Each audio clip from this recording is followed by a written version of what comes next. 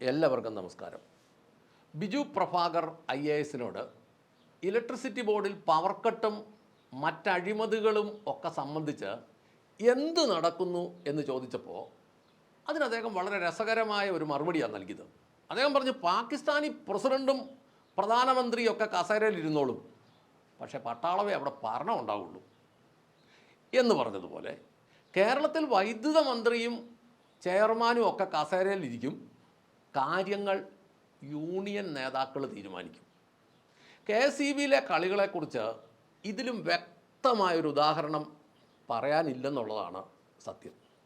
ഇതിൻ്റെ ഒരു ചരിത്രം എടുത്താൽ, ഇടുക്കി ജലവൈദ്യുത പദ്ധതി കമ്മീഷൻ ചെയ്തത്, അല്ലെങ്കിൽ അവിടെ നിന്ന് ആദ്യം കറണ്ട് വന്നു തുടങ്ങിയത് 1976 ഫെബ്രുവരി മാസം 12-ാം തീയതി മുതലാണ്. അതായത് ഇപ്പോൾ ഏതാണ്ട് 50 വർഷം പൂർത്തിയായി. 130 മെഗാവാട്ട് പവറുള്ള 6 ജനറേറ്ററാണ് ഇടുക്കി പദ്ധതിയിൽ മൂലമറ്റം പവർ ഹൗസിൽ വെച്ചിരിക്കുന്നത്. അതായത് 780 മെഗാവാട്ട്. 1986 അതായത് പദ്ധതി കമ്മീഷൻ ചെയ്തതിന് ശേഷം 10 വർഷത്തിന് ശേഷം രണ്ടാം ഫേസായി 6 ജനറേറ്ററുകൾ കൂടെ സ്ഥാപിക്കാൻ കഴിയുമായിരുന്നു എന്ന് മാത്രമല്ല, രണ്ടാമത്തെ ഘട്ടത്തിൽ ഈ 6 പുതിയ ജനറേറ്ററുകൂടെ സ്ഥാപിക്കുന്ന സമയത്ത് 130 മെഗാവാട്ട് എന്നത് മാറ്റി 200 മെഗാവാട്ടിൻ്റെ 12 ജനറേറ്ററുകളൂടെ വെക്കാനുള്ള പദ്ധതി ആദ്യമേ ഉണ്ടായിരുന്നു. അങ്ങനെ ആയിരുന്നെങ്കിൽ ഇടുക്കി പദ്ധതിയിൽ നിന്ന് തന്നെ 2400 മെഗാവാട്ട് വൈദ്യുതി ഉൽപ്പാദിപ്പിക്കുവാൻ കേരളത്തിന് കഴിയുമായിരുന്നു. ഏപ്രിൽ മെയ് മാസങ്ങളിലാണ് കേരളത്തിൽ ഏറ്റവും കൂടുതൽ വൈദ്യുതി ഉപയോഗിക്കുന്നത്. ആ സമയങ്ങളിൽ, ഈ പീക്ക് ടൈം എന്ന് പറയുന്ന ആ സമയങ്ങളിൽ കേരളത്തിന് വേണ്ടത് 6500 മെഗാവാട്ടാണ്. മഴക്കാലത്ത് അത് കുറഞ്ഞിട്ട് ഒരു 3500 മെഗാവാട്ടിലോട്ട് ഉപയോഗം കുറയും. നമ്മളിത് വെച്ച് കണക്കൂട്ടി നോക്കിയാൽ ആവറേജ് വേണ്ടത് 5000 മെഗാവാട്ടാണ്. എന്നാൽ കേരളത്തിൽ മിക്ക മാസങ്ങളിലും ഒരു ബാലൻസ് ഉള്ള സുഖകരമായ കാലാവസ്ഥയുള്ളതുകൊണ്ട് ഒരു 4000 മെഗാവാട്ട് ആവറേജ് മതിയാവും. 4000 മെഗാവാട്ട് വ്യക്തമായ ആസൂത്രണത്തോടെ പദ്ധതികൾ നടപ്പാക്കിയിരുന്നെങ്കിൽ ഇടുക്കി പദ്ധതിയിൽ നിന്ന് മാത്രം 2400 മെഗാവാട്ട് ലഭിക്കുമായിരുന്നു. ബാക്കി 1600 മുതൽ 2600 വരെ മെഗാവാട്ട് വൈദ്യുതി നമ്മൾ കണ്ടെത്തിയാൽ മതിയായിരുന്നു.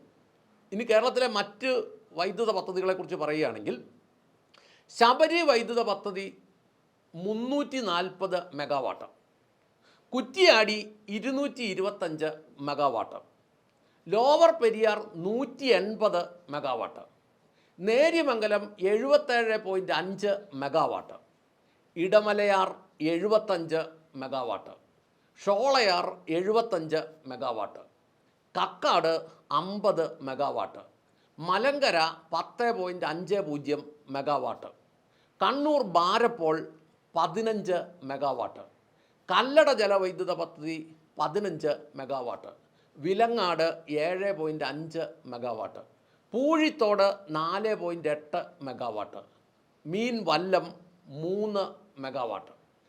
ആകെ 1057 മെഗാവാട്ട്.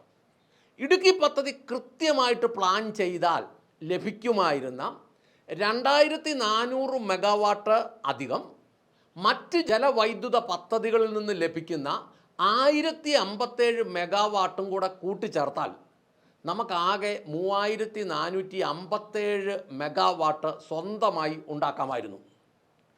കാറ്റാടിപ്പാടങ്ങളിൽ നിന്നും സൗരോർജ പാനലുകളിൽ നിന്നും ലഭിക്കുന്ന വൈദ്യുതി കൂടെ കൂട്ടിച്ചേർക്കുമ്പോൾ കേരളത്തിന് 1 യൂണിറ്റ് വൈദ്യുതി പോലും പുറത്തുനിന്ന് വാങ്ങേണ്ടി വരില്ലായിരുന്നു. നമ്മളെ നയിക്കുന്നവർക്ക് വല്ല ബോധവും വെളിവും ഉണ്ടായിരുന്നെങ്കിൽ. ഇനി കേരളത്തിൻ്റെ തെക്കേ അറ്റത്ത് വരേണ്ടിയിരുന്ന ഒരു പദ്ധതിയായിരുന്നു കൂടംകുളം ആണവ നിലയം.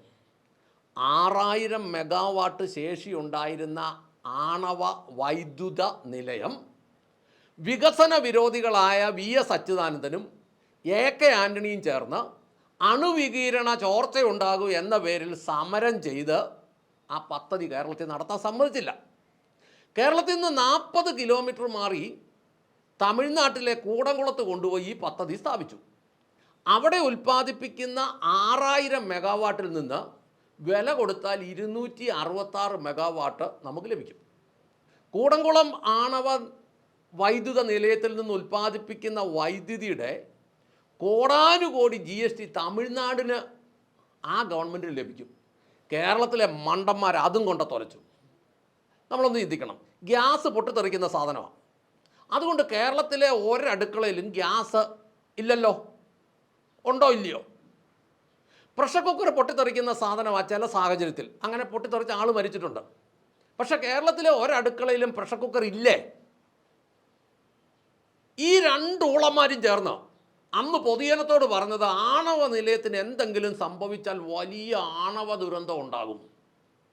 ഇപ്പോൾ ഇരിക്കുന്ന എവിടെയാണെന്നറിയോ? 40 കിലോമീറ്റർ അപ്പുറത്ത് തമിഴ്നാടിൻ്റെ മൂലയ്ക്ക് കൂടംകുളത്ത്. അവിടെ അതിനകത്തൊരു ദുരന്തം ഉണ്ടായാൽ കേരളത്തിന് പ്രശ്നമൊന്നും വരികയല്ലേ? എന്നെ മണ്ടന്മാരാ. 200 കൊല്ലം പുറകിൽ ജീവിക്കുന്ന ഇത്തരം ചേറ്റകളായി നാട് നശിപ്പിച്ച് കളയുന്നത്. ഇടുക്കി പദ്ധതിയിലെ 6 ജനറേറ്ററുകളിൽ മിക്കതും ദീർഘനാളായി കംപ്ലൈൻ്റ് ആയിട്ട് കിടക്കുക. അതുകൊണ്ട് ആവശ്യം പോലെ വൈദ്യുതി പുറത്തുനിന്ന് വിലക്കിങ് വാങ്ങുക. അതറിഞ്ഞുകൊണ്ട് തന്നെ ചെയ്യുന്നത് കേട്ടോ. ആര്യാടൻ മുഹമ്മദ് വൈദ്യുത മന്ത്രി ആയിരുന്നപ്പോൾ യൂണിറ്റിന് 4 രൂപ 29 പൈസയ്ക്ക് കരാർ വെച്ചിരുന്നതാണ്. അതും അടുത്ത 25 വർഷത്തേക്ക് വൈദ്യുതി ലഭിക്കുമായിരുന്ന കരാർ. ഒന്നാം പിണറായി സർക്കാർ ഇതങ്ങ് ക്യാൻസൽ ചെയ്തു. എന്നിട്ട് 8 രൂപ മുതൽ 11 രൂപ വരെ വിലയുള്ള കറണ്ട് വാങ്ങാൻ കരാറുണ്ടാക്കി. യൂണിറ്റിന് 4 രൂപ 29 പൈസയ്ക്ക് കിട്ടേണ്ടിയിരുന്ന സാധനം, അതും അടുത്ത 25 വർഷത്തേക്ക് കിട്ടേണ്ടിയിരുന്ന കറണ്ട് 8 രൂപ മുതൽ 11 രൂപ വരെ യൂണിറ്റിനാക്കിയത് പുണ്യത്തിനൊന്നും അല്ലല്ലോ. ആണോന്ന് നിങ്ങൾ പറ. ഒന്നാം പിണറായി സർക്കാർ ചെയ്തു വെച്ച കൊള്ളയാണ്. നമ്മുടെ ഇന്നത്തെ വൈദ്യുത വിലയുടെ അടിസ്ഥാന കാരണം എന്താണെന്ന് നിങ്ങൾക്ക് പിടികിട്ടിയോ? ഇത് തന്നെയാണ് കാരണം. പരിഹാരം എന്താണെന്ന് പറയാം. ആർജവമുള്ള ഒരു ഗവൺമെൻറ് വന്നാൽ ഇടുക്കി പദ്ധതിയിലെ ഈ 50 വർഷം പഴക്കമുള്ള 130 മെഗാവാട്ടിൻ്റെ കണ്ടം ചെയ്ത 6 ജനറേറ്ററുകൾ എടുത്ത് കളയണം. പകരം 200 മെഗാവാട്ട് ശേഷിയുള്ള 6 പുതിയ ജനറേറ്ററുകൾ വെക്കണം. ഇടുക്കി ജലവൈദ്യുത പദ്ധതിയുടെ 2ാം ഘട്ടമായി, അതായത് 10 വർഷത്തിന് ശേഷം 1986 നടപ്പാക്കേണ്ടിയിരുന്ന 2ാം വികസനത്തിലുള്ള 200 മെഗാവാട്ടിൻ്റെ 6 ജനറേറ്ററും കൂടെ സ്ഥാപിച്ചിട്ട് ഇടുക്കി ജലവൈദ്യുത പദ്ധതിയിൽ നിന്ന് 2400 മെഗാവാട്ട് വൈദ്യുതി ഉൽപ്പാദിപ്പിക്കണം. മറ്റ് ജലവൈദ്യുത പദ്ധതികളിൽ ഉൽപ്പാദനം വർദ്ധിപ്പിക്കാൻ എന്തെങ്കിലും മാർഗമുണ്ടെങ്കിൽ കണ്ടെത്തി അതിനുള്ള പദ്ധതികൾ നടപ്പാക്കി അത് വർദ്ധിപ്പിക്കണം. കാറ്റാടിപ്പാടങ്ങൾ സ്ഥാപിച്ച് വൈദ്യുതി എടുക്കാൻ സാധ്യതയുള്ളിടത്ത് എല്ലാം കേരളത്തിൽ കാറ്റാടിപ്പാടങ്ങൾ സ്ഥാപിക്കണം. പരമാവധി സോളാർ വൈദ്യുതി ഉണ്ടാക്കി ഉപയോഗിക്കണം. കേന്ദ്ര ഗവൺമെൻറ്റിൽ ശക്തമായ സമ്മർദ്ദം ചെലുത്തി ഒരു ആണവ വൈദ്യുത നിലയം കേരളത്തിൽ സ്ഥാപിക്കണം. ഭാവിയിലേക്ക് അതൊരു ആവശ്യം തന്നെയാണ്. ലോകത്തിൽ എന്താണ് നടക്കുന്നതെന്ന് അറിവില്ലാത്ത വികസന വിരോധികളെ കേരളത്തിൽ നിന്ന് നാട് കടത്താതെ ഇതൊന്നും നടക്കില്ല.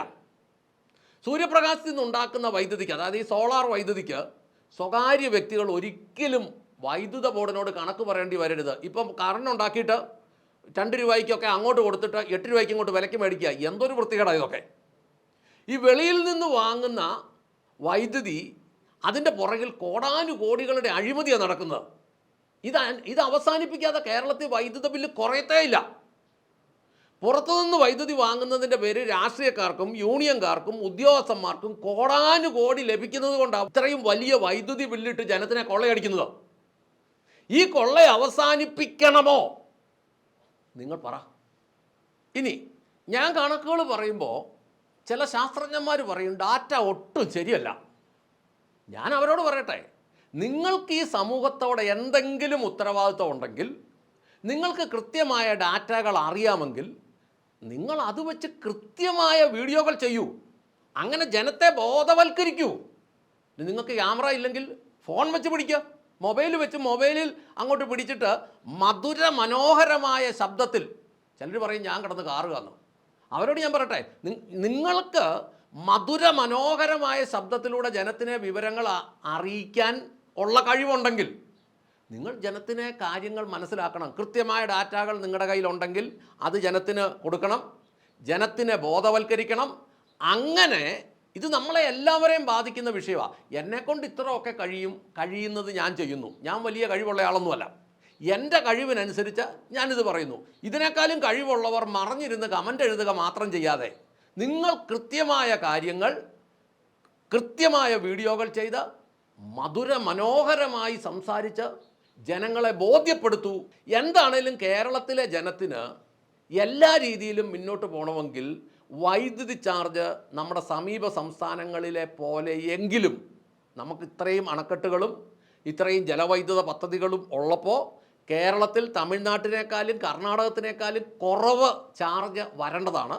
ഇനി അത്ര ഒന്നും വന്നില്ലേ പോലും തമിഴ്നാട്ടിലെ പോലെയും കർണാടകത്തിലെ പോലെയും വൈദ്യുതി ചാർജ് ആക്കാതെ കേരളത്തിലെ കൃഷിയോ കേരളത്തിലെ വ്യവസായങ്ങളോ കേരളത്തിലെ ഒരു പ്രവർത്തനങ്ങളും വിജയകരമായിട്ട് മുന്നോട്ട് പോവുകയില്ലെന്ന് മാത്രമല്ല, കുടുംബങ്ങളുടെ ബഡ്ജറ്റുകളും ഈ രീതിയിൽ ബില്ലുകൾ വർദ്ധിച്ചാൽ, വൈദ്യുതി ബില്ലുകൾ വർദ്ധിച്ചാൽ താളം തെറ്റും.